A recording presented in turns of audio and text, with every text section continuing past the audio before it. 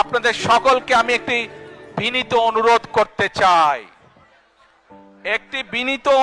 করতে চাই, করব সত্যি?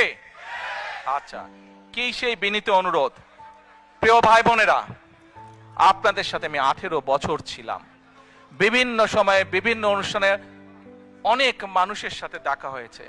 আপনাদের সাথে বহু স্মৃতি আমার রয়ে গিয়েছে।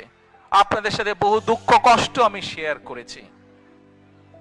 আপনারা বিভিন্ন সময়, আমার বক্তব্যের শুরুতেই বলেছি, যুক্তরাজ্য সহ বিভিন্ন দেশের প্রবাসী, বিশেষ করে যারা জাতীয়তাবাদী, বাংলাদেশি জাতীয়তাবাদের রাজনীতিতে বিশ্বাস করেন, আপনারা বহু মানুষ বিভিন্ন সময় আমার পরিবারের, দলের বিপদের সময় আমাকে মানসিকভাবে সাহস দিয়েছেন, সহযোগিতা করেছেন, সমর্থন জুগিয়েছেন। আজকে বিশেষ করে লন্ডনে যারা আছেন, বিশেষ করে তোমরা যারা ইয়াং আছো, ছবি তোলার জন্য পাগল হয়ে যাচ্ছ, প্রত্যেকের কাছে আমার একটি অনুরোধ, 25 তারিখে ইনশাআল্লাহ আপনাদের দয়া, আল্লাহর রহমতে আমি দেশে ফিরে যাব। কিন্তু এখানে উপস্থিত, এই ঘরে উপস্থিত প্রত্যেকটি মানুষের কাছে আমার অনুরোধ, দয়া করে কেউ আপনারা এয়ারপোর্টে সেদিন যাবেন না। দয়া করে কেউ আপনারা এয়ারপোর্টে যাবেন না আপনারা। কারণ এয়ারপোর্টে গেলে একটি হট্টগোল তৈরি হবে এবং মানুষ জানবে যে এরা সব বাংলাদেশি, এবং দেশের সুনাম নষ্ট হবে, দলের সুনাম নষ্ট হবে।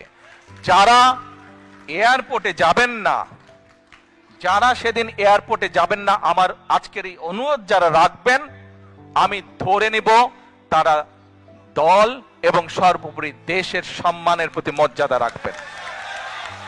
আর আমার মানা করা সত্ত্বেও, আমার অনুরোধ করার পরেও যারা যাবেন, আমি ধরে নিতে বাধ্য হব যারা ব্যক্তিগত স্বার্থের জন্য সেখানে গিয়েছেন।